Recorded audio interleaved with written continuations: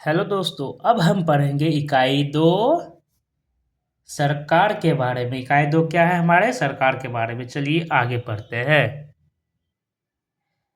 अध्याय 3 में हम पढ़ेंगे सरकार क्या है। क्या पढ़ेंगे? कि सरकार क्या है। चलिए शुरू करते हैं। आपने सरकार शब्द का जिक्र कई बार सुना होगा। इस पाठ में आप यह पढ़ेंगी कि सरकार क्या है और यह हमारे जीवन में कितनी महत्वपूर्ण भूमिका निभाती है। सरकारें क्या करती है, वे निर्णय कैसे लेती है, अलग अलग तरह की सरकारों जैसे लोकतांत्रिक सरकार एवं राजतंत्रीय सरकार के बीच क्या अंतर है। चलिए पढ़कर पता लगाते हैं। सरकार से कामगारों के अधिकारों की रक्षा की मांग, बाढ़ पीड़ितों के लिए सरकार की ओर से राहत सामग्री, प्याज की दर में उछाल, सरकार ने प्याज के दाम तय किए, सर्वोच्च न्यायालय के लिए 5 और न्यायाधीश, सरकार ने कहा। कोयला और बिजली विभागों के पुनर्गठन के पक्ष में है सरकार। सरकार ने 15,000 से अधिक गांवों को सूखाग्रस्त घोषित किया। है ना, हर चीज में सरकार का नाम आ रहा है। तो आखिर ये है क्या? हर एक देश को विभिन्न निर्णय लेने एवं काम करने के लिए सरकार की जरूरत होती है। यह निर्णय कई विषयों से संबंधित हो सकते हैं। सड़कें और स्कूल कहाँ बनाए जाए, बहुत ज़्यादा महंगी हो जाने पर किसी चीज़ के दाम कैसे घटाया जाए, है ना, अथवा बिजली की आपूर्ति को कैसे बढ़ाया जाए। सरकार कई सामाजिक मुद्दों पर भी कार्रवाई करती है। उदाहरण के लिए सरकार गरीबों की मदद करने के लिए कई कार्यक्रम चलाती है। इसके अलावा वह अन्य महत्वपूर्ण काम भी करती है, जैसे डाक एवं रेल सेवाएं चलाना।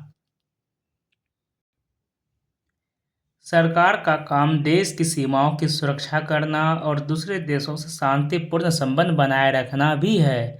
उसकी जिम्मेदारी यह सुनिश्चित करना है कि देश के सभी नागरिकों को पर्याप्त भोजन और अच्छी स्वास्थ्य सुविधाएं मिले। जब प्राकृतिक विपदा घेरती है, जैसे सुनामी या भूकंप, तो मुख्य रूप से सरकार ही पीड़ित लोगों की सहायता करती है। अगर कहीं कोई विवाद होता है या कोई अपराध होता करता है, तो लोग न्यायालय जाते हैं। न्यायालय भी सरकार का ही अंग है।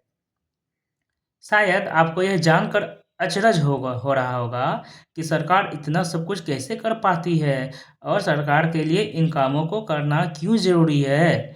जब लोग इकट्ठे रहते हैं और काम करते हैं, तो कुछ हद तक एक व्यवस्था की ज़रूरत होती है, जिससे आवश्यक निर्णय लिए जा सके। कुछ नियमों की ज़रूरत होती है जो सब पर लागू हो। उदाहरण के लिए संसाधनों के नियंत्रण और देश की सीमा की सुरक्षा की ज़रूरत होती है, ताकि लोग सुरक्षित महसूस कर सके। लोगों के लिए सरकार कई तरह के काम करती है। वह नियम बनाती है, निर्णय लेती है और अपनी सीमा में रहने वाले लोगों पर उन्हें लागू भी करती है। कुछ उदाहरण जो सरकार के अंग है, जैसे सर्वोच्च न्यायालय, भारत पेट्रोलियम, भारतीय रेल इत्यादि, ये क्या है? सरकार के ही अंग हैं। अब पढ़ेंगे सरकार के स्तर। है ना, सरकार के कितने स्तर हैं। अब आपको पता है कि सरकार कितनी सारी अलग अलग चीज़ों के लिए जिम्मेदार है। तो क्या आप सोच सकती हैं कि सरकार ये सारे इंतजाम कैसे करती होगी?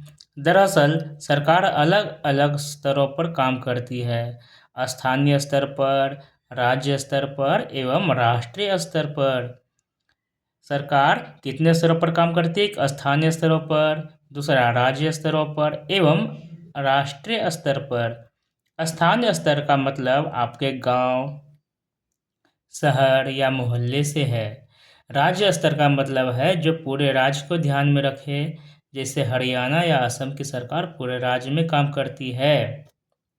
राष्ट्रीय स्तर की सरकार का संबंध पूरे देश से होता है। इस किताब में आप आगे चलकर पढ़ेंगी कि स्थानीय सरकार कैसे काम करती है, और आगे की कक्षाओं में एवं राष्ट्रीय स्तर की सरकार पर कामों में पढ़ेंगे। क्या है कि सरकार कैसे काम करती है, और आगे की कक्षाओं में हम क्या पढ़ेंगे कि राज्य एवं राष्ट्रीय स्तर पर सरकार के कामों के बारे में भी हम जानेंगे। ये है हमारे भारत देश का मैप, जो कि भारत प्रशासनिक विभाग 2011 के अनुसार है। इसमें से हमें सबसे नीचे में दिया गया है एक महत्वपूर्ण जानकारी जो परीक्षा उपयोगी हो या है। चलिए, क्या है कि नोट, आंध्र प्रदेश राज्य के पुनर्गठन के बाद 2 जून 2014 को तेलंगाना भारत का 29वां राज्य बना।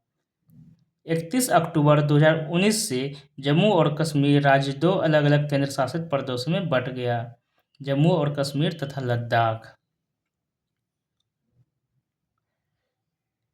सरकार एवं कानून, अब हम पढ़ेंगे सरकार एवं कानून के बारे में। सरकार कानून बनाती है और देश में रहने वाले सभी लोगों को वे कानून मानने होते हैं। केवल यही वह तरीका है जिससे सरकार काम कर सकती है। सरकार के पास जैसे कानून बनाने की ताकत होती है, वैसे ही यह ताकत भी होती है कि लोगों को कानून मानने के लिए बाध्य करे।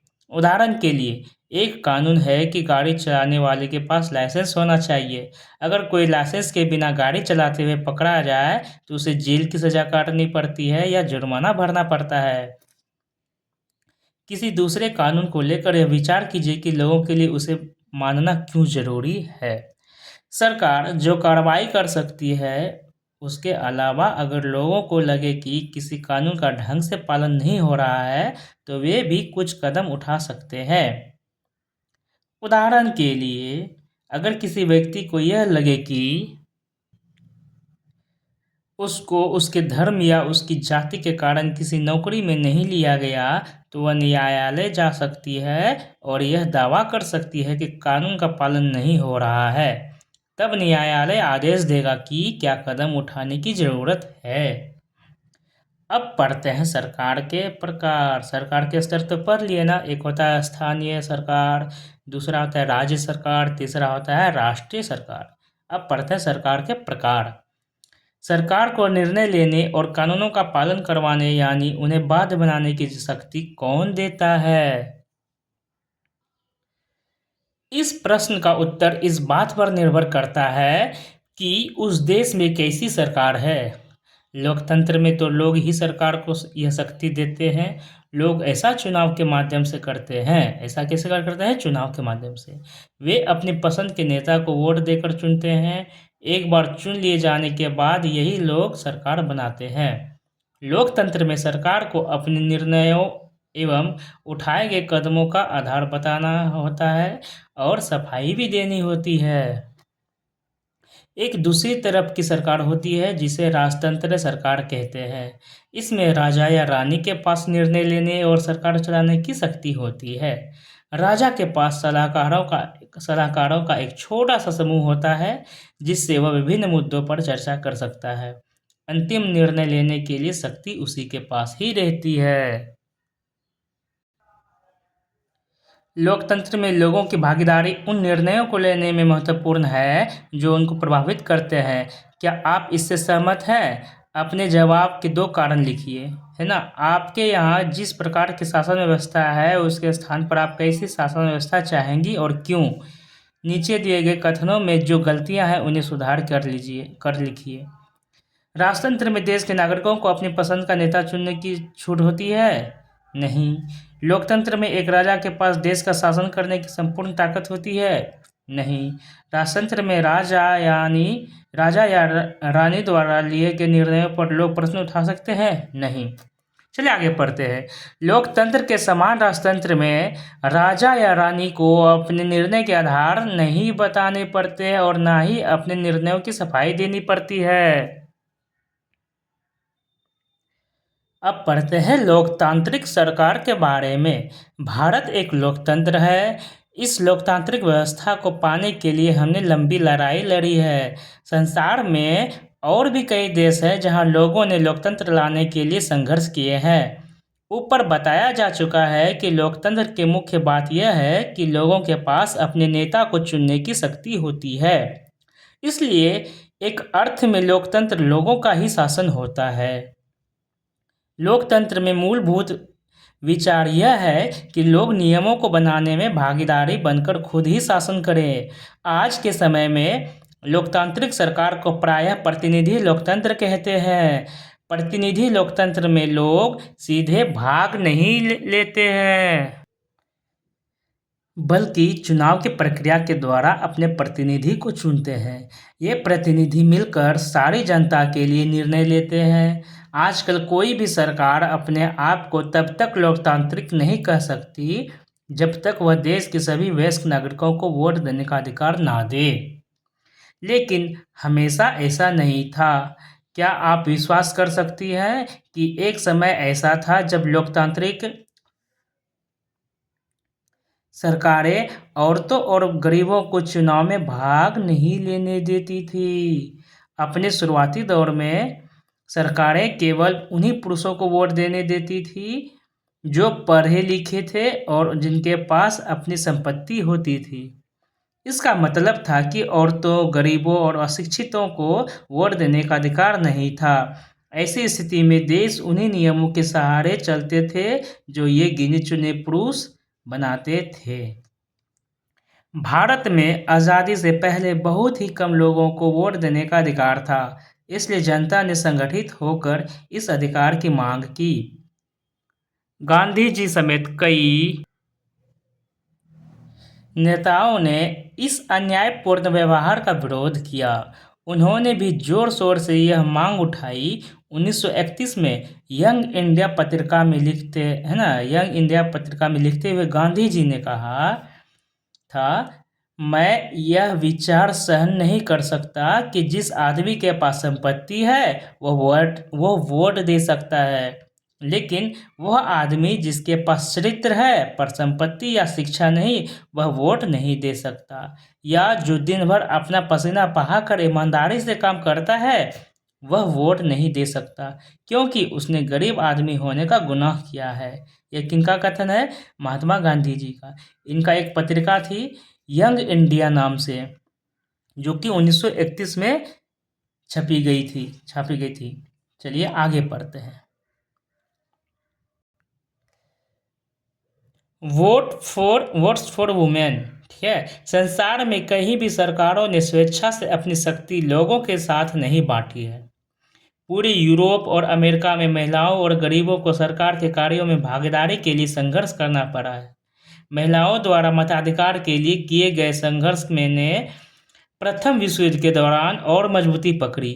इस आंदोलन को महिला मताधिकार आंदोलन कहते हैं। महिला मताधिकार आंदोलन कब हुआ था? तो प्रथम विश्व युद्ध के दौरान, और अंग्रेजी में इसे सफ्रेज मूवमेंट कहते हैं। सफ्रेज मूवमेंट यानी कि महिला मताधिकार मूवमेंट। सफ्रेज का मतलब होता है वोट देने का अधिकार। युद्ध के दौरान बहुत से पुरुष लड़ाई में थे, इसलिए महिलाओं को उन कामों को करने के लिए बुलाया गया जो पहले पुरुषों के काम माने जाते थे।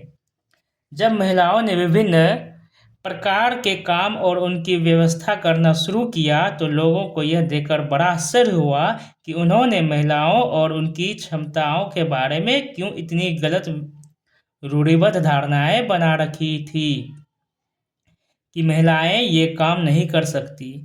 इस तरह महिलाओं को निर्णय लेने में समान रूप से योग्य माना जाने लगा। महिला मताधिकार आंदोलन के साथियों ने सभी महिलाओं के लिए वोट देने के अधिकार की मांग की। उनकी आवाज़ सुनी जाए, इसके लिए उन्होंने जगह जगह पर अपने आप को लोहे की जंजीरों से बांधकर प्रदर्शन किया। उनमें से कई क्रांतिकारी महिलाएं जेल भेजी गई, भूख हड़ताल पर बैठी। अमेरिका में औरतों को वोट देने का अधिकार 1920 में मिला, है ना। अमेरिका में औरतों को वोट देने का अधिकार कब मिला? तो 1920 ईस्वी में मिला, जबकि इंग्लैंड की औरतों को यह अधिकार कुछ सालों बाद यानी कि 1928 ईस्वी में मिला। तो इस प्रकार यह चैप्टर समाप्त हुआ। फिर से दोहरा लेते हैं कि अमेरिका में औरतों को वोट देने का अधिकार कब प्राप्त हुआ? तो 1920 ईस्वी में। और इंग्लैंड में औरतों को वोट देने का अधिकार कब प्राप्त हुआ? तो 1928 ईस्वी में।